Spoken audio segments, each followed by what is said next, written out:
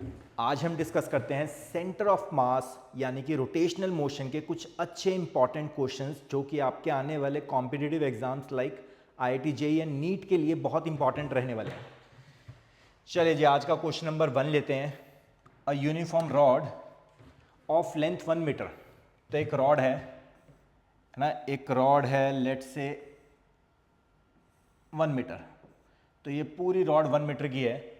Is bent at its mid point two make 90 degree angle. तो let से 1 metre की rod है और इस पूरी रॉड का मास है m। तो जैसे इसको बेंड किया कुछ इस तरह से, है ना, तो थिन रॉड है, तो हाफ मीटर ये हो गया एंड हाफ मीटर लेंथ ये हो गई। चीज़ों को इजी बनाने के लिए लेट से हमने इसको ओरिजिन मान लिया। तो टोटल मास अगर m था तो ये वाली रॉड का मास इस m/2 एंड इस रॉड का भी मास कितना हो गया m/2। तो अब मुझे इस L शेप की रॉड का सेंटर ऑफ मास लोकेट करना है और उसका ओरिजिन से डिस्टेंस बताना है कितना होगा। पहले अगर ये यूनिफॉर्म रॉड है तो ये सारा मास कहाँ कॉन्सेंट्रेटेड होगा, सेंटर में कॉन्सेंट्रेटेड होगा। इस पॉइंट के कोऑर्डिनेट्स क्या आएंगे 1/4,0।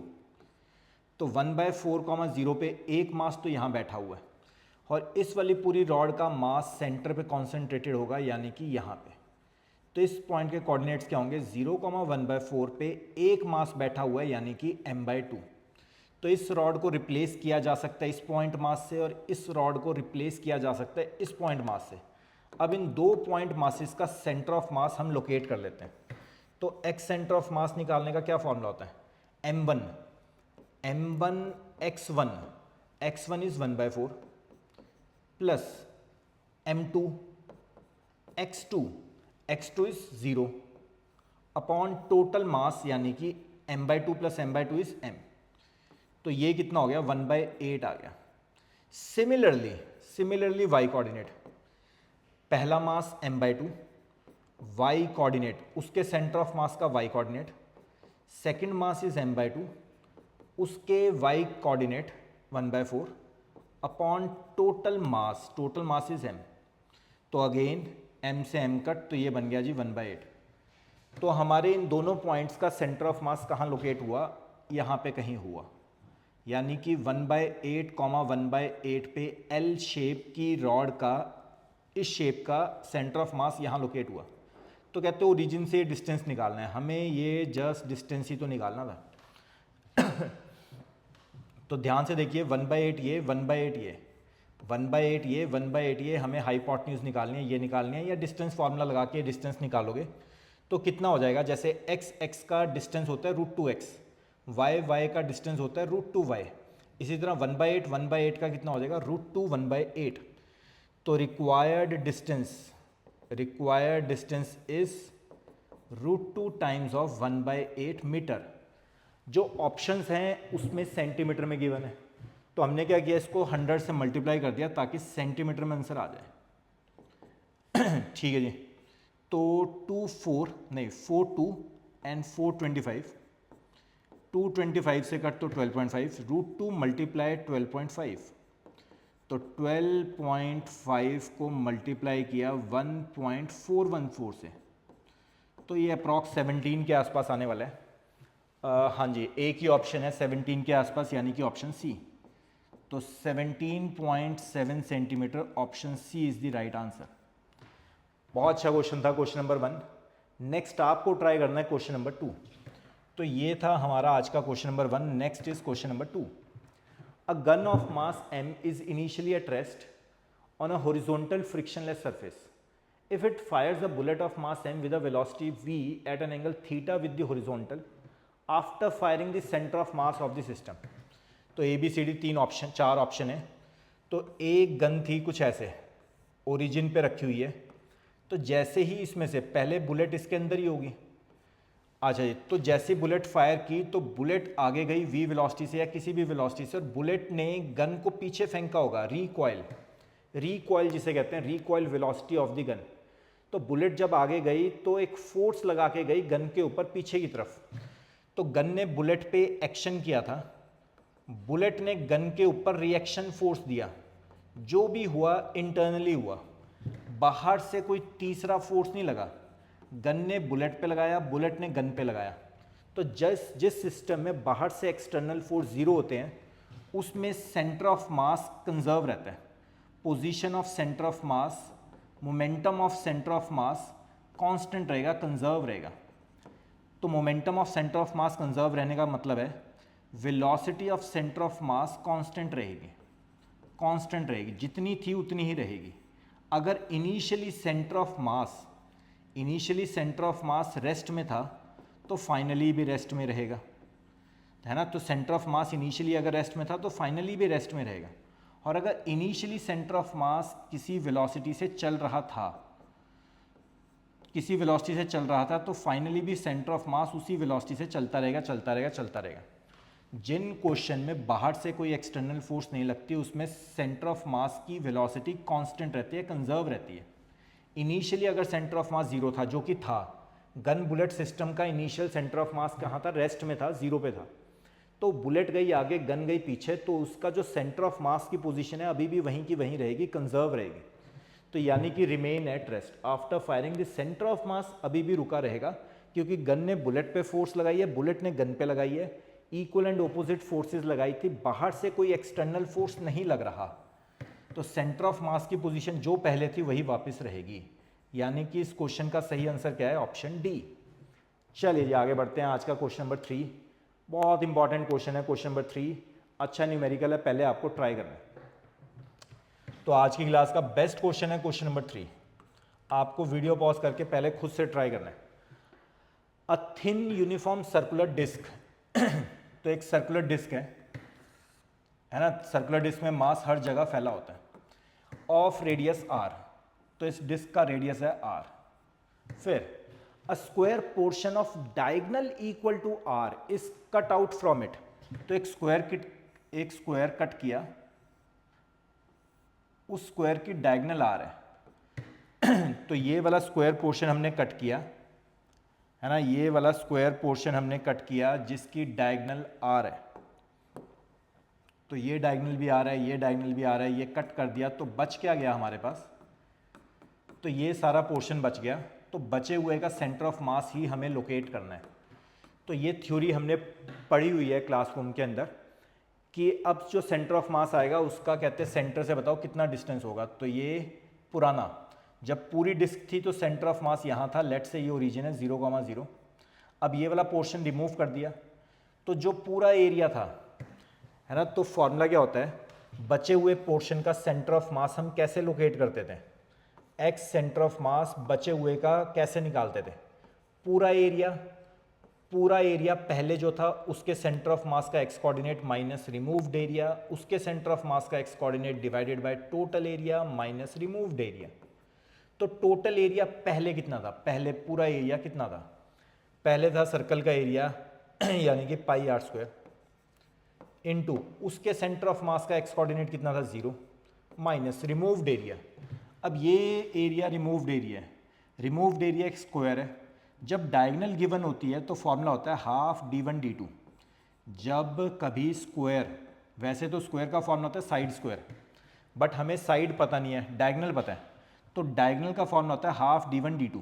तो half d1 is radius r, d2 is another radius r, है ना। तो सर्कल का जो रेडियस है वो स्क्वायर की डायगोनल है।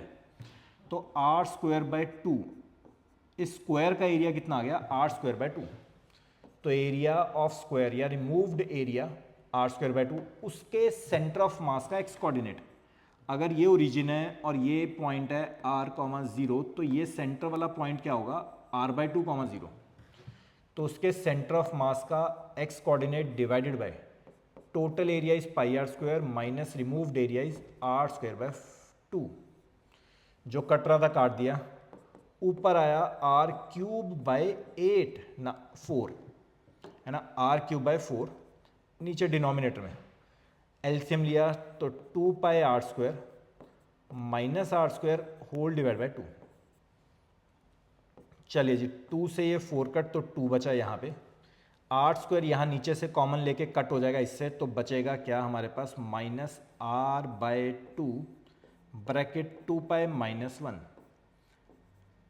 तो यहाँ चला गया centre of mass of remaining portion, फिर दोबारा देखिए r/2 इसकी पोजीशन कितनी होगी 2π-1। देखिए कोई ऑप्शन है, उन्होंने कहा था कि जो बचा हुआ सेंटर ऑफ मास है उसका सेंटर से डिस्टेंस कितना है, डिस्टेंस इज ऑलवेज पॉजिटिव, तो ये डिस्टेंस निकालना है, यानी कि डिस्टेंस इज ऑलवेज पॉजिटिव।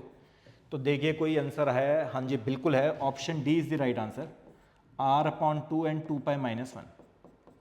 बहुत अच्छा क्वेश्चन था, आज की क्लास का सबसे अच्छा क्वेश्चन था, क्वेश्चन नंबर 3। तो ये डिस्टेंस हमें निकालना था, हमने निकाल लिया। चलिए नेक्स्ट करते हैं आज का क्वेश्चन नंबर 4। बहुत इजी क्वेश्चन है, सबको ट्राई करना चाहिए, सबका आंसर आना भी चाहिए। Question number 4, 3 particle each of mass m are placed at the corner of a right angle triangle as shown in figure. तो एक राइट एंगल ट्राइंगल में 3 पॉइंट मासेस रखे हुए हैं। अच्छा, एक मास तो यहीं ओरिजिन पे रखा हुआ है, तो 0,0 पे एक मास हमने रखा हुआ है। फिर ए पॉइंट पे भी एक मास रखा हुआ है, राइट एंगल ट्राइंगल है, और ये कोऑर्डिनेट ओ ए की जो लेंथ गिवन है वो फिगर में ए गिवन है, तो इस पॉइंट के कोऑर्डिनेट्स हो गए a,0। थर्ड मास हमने यहाँ कहीं रखा हुआ है, और जो ओ बी लेंथ है वो स्मॉल b गिवन है, तो इस पॉइंट के कोऑर्डिनेट्स हो गए 0,b। नाउ आई कैप क्या होता है एक्स एक्सिस की डायरेक्शन, जे कैप क्या होता है वाई एक्सिस की डायरेक्शन। तो कहते हैं सेंटर ऑफ मास बताओ, तो एक्स सेंटर ऑफ मास अगर हम निकालें, m1 का x कोऑर्डिनेट, m1 का x कोऑर्डिनेट इज 0, m2 का x कोऑर्डिनेट तो ma,